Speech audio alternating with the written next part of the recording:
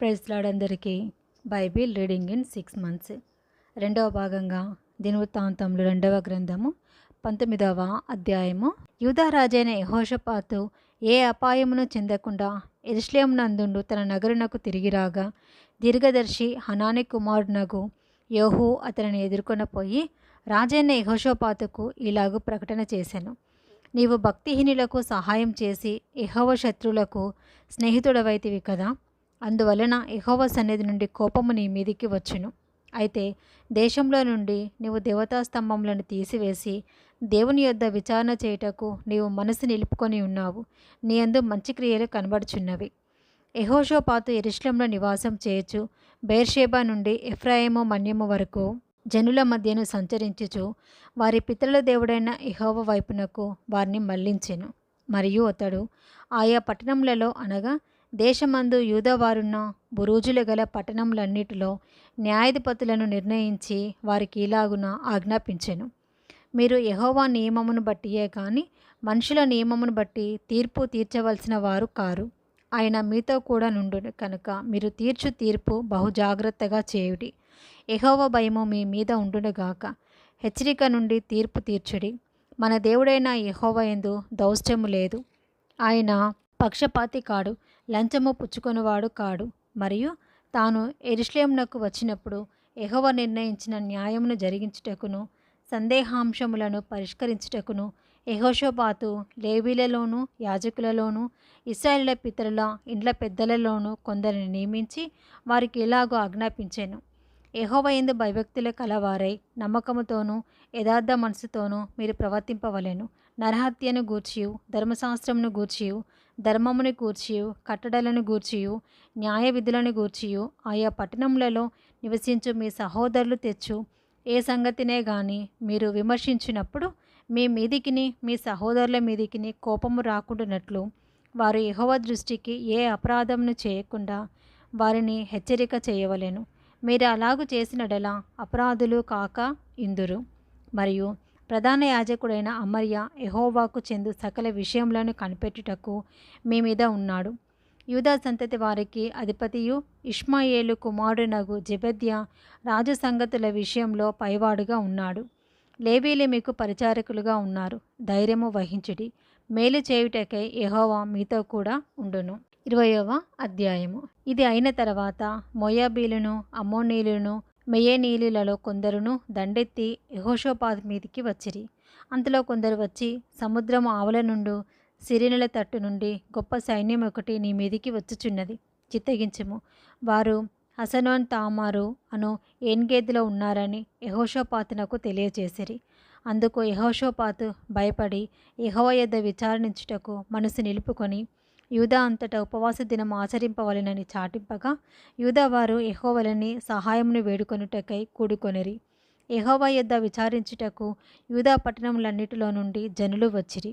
యెహోషాపాతు యెహోవా మందిరంలో క్రొత్త శాల ఎదుట సమాజంగా కూడిన యూదా యెరూషలేముల జనుల మధ్యను నిలవబడి, మా పితరుల దేవా యెహోవా, నీవు ఆకాశమందు దేవుడివై ఉన్నావు. అన్యజనుల రాజ్యములను ఏలువాడవు నీవే. నీవు బాహుబలము గలవాడవు, పరాక్రమము గలవాడవు. నిన్ను ఎదిరించుట ఎవరికి బలము చాలదు. నీ జనులైన ఇశ్రాయేలీయుల ఎదుట నుండి ఈ దేశపు కాపురస్తులను తోలివేసి నీ స్నేహితుడైన అబ్రహాము యొక్క సంతతికి దీనిని శాశ్వతంగా ఇచ్చిన మా దేవుడవు నీవే. వారందులో నివాసం చేసి కీడైనను యుద్ధమైనను తీర్పైనను తెగులైనను కరువైనను మా మీదికి వచ్చినప్పుడు మేము ఈ మందిరం ఎదుటను నీ ఎదుటను నిలబడి మా శ్రమలో నీకు మొరపెట్టినడలా నీవు ఆలకించి మమ్మను రక్షించుదువని అనుకొని ఇచ్చట నీ నామ ఘనత కొరకు ఈ పరిశుద్ధ స్థలమును కట్టించిరి. నీ పేరు ఈ మందిరమునకు పెట్టబడెను కదా. ఇశ్రాయేలీయులు ఐగుప్తులో నుండి వచ్చినప్పుడు నీవు వారిని అమ్మోనీయులతోనూ మోయాబీలతోనూ షేయూరు మన్యవాసులతోనూ యుద్ధము చేయనీయలేదు కనుక ఇశ్రాయేలు వారిని నిర్మూలము చేయక వారి యుద్ధ నుండి తొలగిపోయిరి. మేము స్వతంత్రించుకునవలెనని నీవు మాకిచ్చిన నీ స్వాస్యంలో నుండి మమ్మను తోలివేయుటకే వారు బయలుదేరి వచ్చి మాకెట్టి ప్రత్యుపకారము చేయుచున్నారో దృష్టించుము. మా దేవా, నీవు వారికి తీర్పు తీర్చవా? మా మీదికి వచ్చి గొప్ప సైన్యంతో యుద్ధం చేయుటకును మాకు శక్తి చాలదు. ఏమి చేయుటకును మాకు తోచదు. నీవే మా దిక్కు అని ప్రార్థన చేశాను. యూదా వారందరూ తమ శిశువులతోనూ భార్యలతోనూ పిల్లలతోనూ యెహోవా సన్నిధిని నిలువబడిరి. అప్పుడు మత్తన్యాకు పుట్టిన యెహీయేలు కుమారుడైన బెనాయాకు జననమైన జెకర్యా కుమారుడును ఆసాపు సంతతి వాడును లేవీయుడునగు యహాజీయేలు సమాజంలో ఉండెను. యెహోవా ఆత్మ అతని మీదికి రాగా అతడు ఇలాగు ప్రకటించెను: యూదావార్లారా, యెరూషలేము కాపురస్తులారా, యెహోషాపాతు రాజా, మీరందరూ ఆలకించుడి. యెహోవా సెలవిచ్చినది ఏమనగా, ఈ గొప్ప సైన్యమునకు మీరు భయపడకుడి, జడేకుడి. ఈ యుద్ధము మీరు కాదు, దేవుడే జరిగించును. రేపు వారి మీదికి పోవుడి. వారు జీజు అను ఎక్కుడు మార్గమున వచ్చెదరు. మీరు ఎరువేలు అరణ్యము ముందిరనున్న వాగు కొన దగ్గర వారిని కనుగొందురు. ఈ యుద్ధంలో మీరు పోట్లాడవలసిన నిమిత్తము లేదు. యూదా వార్లారా, యెరూషలేము వారలారా, మీరు యుద్ధ పంక్తులు తీర్చి నిలువబడుడి. మీతో కూడానున్న యెహోవా దయచేయు రక్షణను మీరు చూచెదరు. భయపడకుడి, జడేకుడి. రేపు వారి మీదికి పోవుడి. యెహోవా మీతో కూడా ఉండును. అప్పుడు యెహోషాపాతు సాష్టాంగ నమస్కారము చేసెను. యూదా వారును యెరూషలేము కాపురస్తులను యెహోవా సన్నిధిని సాగిలపడి నమస్కరించిరి. కహాతీయుల సంతతి వారును కోరాహీయుల సంతతి వారునగు లేవీలు నిలవబడి గొప్ప శబ్దంతో ఇశ్రాయేలు దేవుడైన యెహోవాను స్తుతించిరి. అంతటా వారు ఉదయముననే లేచి తెకోవా అరణ్యమునకు పోయిరి. వారు పోవుచుండగా యెహోషాపాతు నిలబడి, యూదావార్లారా, యెరూషలేము కాపురస్తులారా, నా మాట వినుడి. మీ దేవుడైన యెహోవాను నమ్ముకొనుడి, అప్పుడు మీరు స్థిరపరచబడుదురు. ఆయన ప్రవక్తలను నమ్ముకొనుడి, అప్పుడు మీరు కృతజ్ఞతార్థులగుదురని చెప్పెను. మరియు అతడు జనులను హెచ్చరిక చేసిన తర్వాత యెహోవాను స్తుతించుటకు గాయకులను ఏర్పరిచి, వారు పరిశుద్ధాలంకారములు ధరించుకొని సైన్యము ముందర నడుచుచు, యెహోవా కృప నిరంతరముండును, ఆయనను స్తుతించుడి అని స్తోత్రము చేయుటకు వారిని నియమించెను. వారు పాడుటకును స్తుతించుటకును మొదలుపెట్టగా యెహోవా యూదావారి మీదికి వచ్చిన అమ్మోనీయుల మీదను మోయాబీయుల మీదను షేయూరు మన్యవాసుల మీదను మాటుగాండ్రను పెట్టెను. కనుక వారు హతులైరి. అమ్మోనీయులను మోయాబీయులను షేయూరు మన్య నివాసులను బొత్తిగా చంపి నిర్మూలం చేయవలెనని పొంచి ఉండి వారి మీద పడిరి. వారు షేయూరు కాపురస్తులను కడముట్టించిన తర్వాత తమలో ఒకరినొకరు చంపుకొనుటకు మొదలుపెట్టిరి. యూదావారు అరణ్యమందున్న కాపరుల దుర్గము దగ్గరకు వచ్చి సైన్యము తట్టు చూడగా వారు శవములై నీలపడి ఉండిరి. ఒకడును తప్పించుకొనలేదు. యెహోషాపాతును అతని జనులను వారి వస్తువులను దోచుకొనుటకు దగ్గరకు రాగా ఆ శవముల యొద్ద విస్తారమైన ధనమును ప్రశస్తమైన నగలును కనబడెను. వారు తమకిష్టమైనంత మట్టుకు తీసుకొని తాము కొనిపోగలిగినంతటి కంటే ఎక్కువ ఒలుచుకొనిరి. కొల్ల సొమ్ము అతి విస్తారమైనందున దానిని కూర్చుకొనుటకు 3 దినములు పట్టెను. 4వ దినమున వారు బెరాకా లోయలో కూడిరి. వారు అక్కడ యెహోవాకు కృతజ్ఞతాస్తుతులు చెల్లించినందున నేటి వరకును ఆ చోటికి బెరాకా లోయ అని పేరు. ఈలాగున యెహోవా వారి శత్రువుల మీద వారికి జయం అనుగ్రహించి వారిని సంతోషపరచెను. కనుక యెరూషలేమునకు ఉత్సవంతో మరలవలెనని యూదావారును యెరూషలేము వారును వారికందరికీ ముందు యెహోషాపాతును సాగి వెళ్ళిరి. వారు యెరూషలేములోనున్న యెహోవా మందిరమునకు స్వరమండలములను సితారాలను వాయించుచు బూరలు ఊదుచూ వచ్చిరి. ఇశ్రాయేలు శత్రువులతో యెహోవా యుద్ధం చేసెనని దేశంలో రాజ్యముల వారందరూ వినగా దేవుని భయము వారందరి మీదికి వచ్చెను. ఈ ప్రకారం అతని దేవుడు చుట్టూనున్న వారిని జయించి అతనికి నెమ్మదిని అనుగ్రహింపగా యెహోషాపాతు రాజ్యము నిమ్మలముగా ఉండెను. యెహోషాపాతు యూదా రాజ్యమును ఏలెను. అతడు ఏలనారంభించినప్పుడు 35 సంవత్సరములు కలవాడై యెరూషలేములో 25 సంవత్సరములు ఏలెను. అతని తల్లి షిల్హీ కుమార్తె, ఆమె పేరు అజూబా. అతడు యెహోవా దృష్టికి యథార్థముగా ప్రవర్తించి తన తండ్రి అయిన ఆసా మార్గమందు నడుచుచు దానిలో నుండి తొలగిపోకుండెను. అయితే అప్పటికింకను జనులు తమ పితరుల దేవుని వెతుకుటకు తమ హృదయములను స్థిరపరచుకొనలేదు. అతడు ఉన్నత స్థలములను తీసివేయలేదు.